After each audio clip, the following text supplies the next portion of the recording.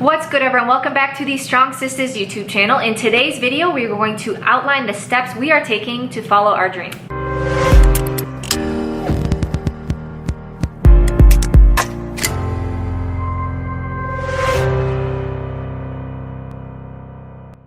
So our dream is to start a regenerative farm later this fall to follow our passion of regenerative agriculture.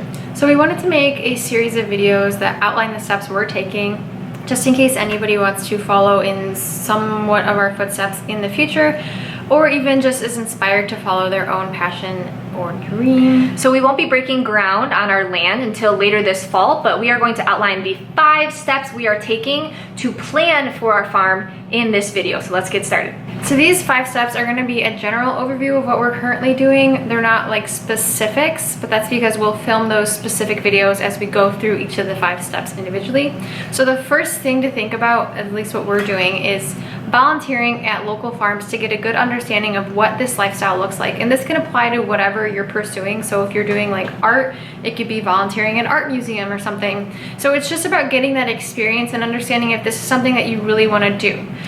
We've been volunteering at Farmer Dave and Farmer David's farm, and they just have so much knowledge and experience and like great outlooks on all of these. So we've been able to ask them a lot of questions. They've been giving us a lot of great tips, which are where a lot of these 5 steps are coming. So number 2 is allocating the time and expenses. So this starts now. The time could be the time spent volunteering right now, and then in the future, obviously, the time that you spend on the farm building your infrastructure, tending to the animals. And this comes with expenses. This is definitely something that we're still working through. It's not like we're coming from having a bunch of funds dedicated to this. We're going to be figuring it out as we go, but I don't think that should stop somebody from following their dream.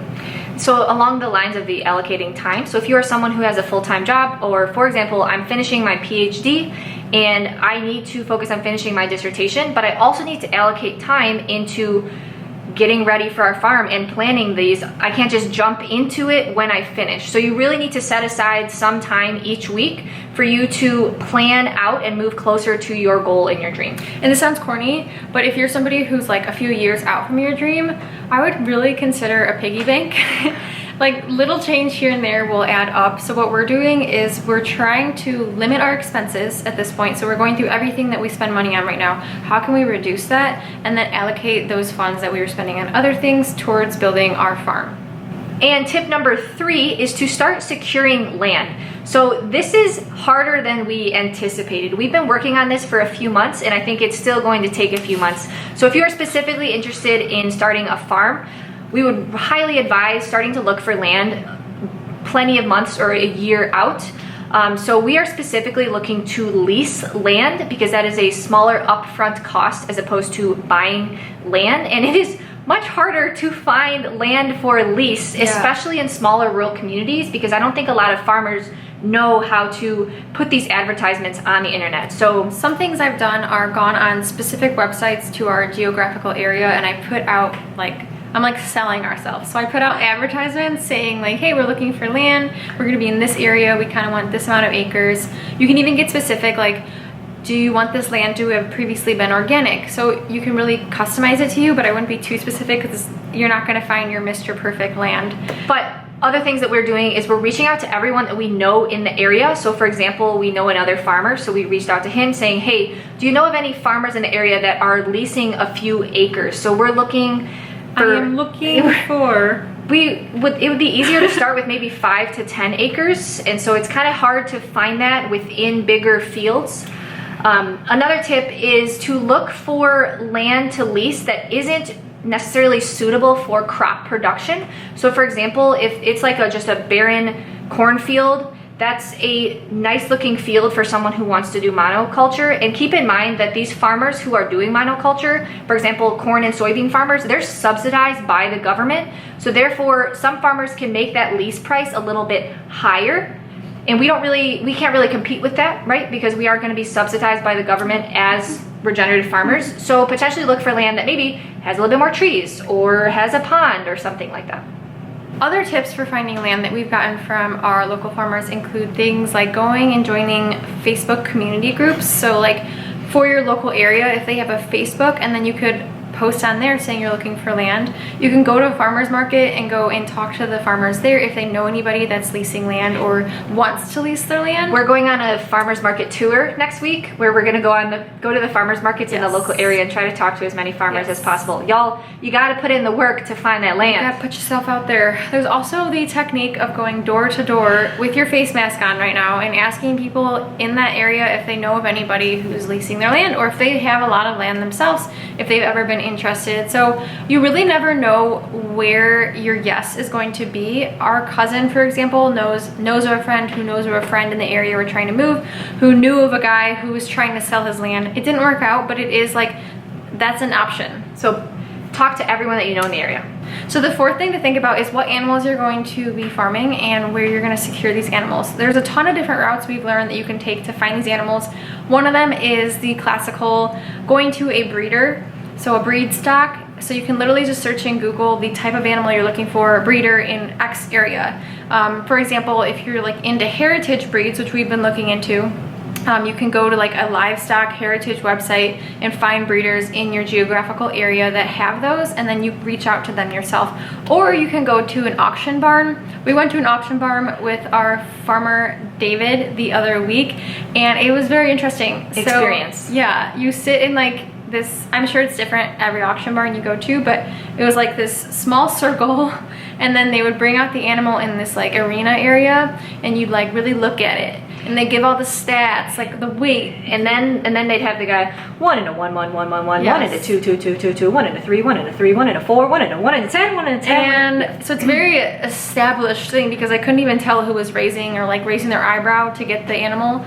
So that's another option. For there, you would need to be a little bit more careful because you don't really know where these animals are necessarily coming from or why they're being sold. So a lot of the animals, David was teaching us like, oh, that one's not very good, it's got white skin and it can get sunburned. Or, oh, you see how that one's walking, it's got a limp, something's wrong with it. So I think breeder would be a safer route, or like if your friend has animals they're trying to get rid of, and then doing an auction barn definitely might be cheaper, but it could be a little bit more riskier.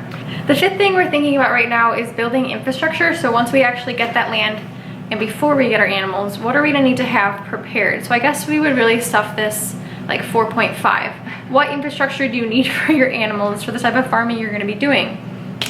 And so for us, we are definitely gonna try to take a budget-friendly approach to this. We're not gonna be buying a big barn or really fancy white picket fences. It's more so, how can you keep your animals in, keep them safe and healthy with the least amount of cost? Definitely a DIY style. DIY style. And so part of our volunteering at local farms experience, we helped farmer David build a chicken pen, and his chicken pen in total cost was like $300, whereas each chicken pen, like the meat birds, will provide him something like $1,000 to $2,000. And so he's really cost efficient, and we've been learning a lot from him. So chicken pen, some sort of shelter for our pigs, sheep, and cows.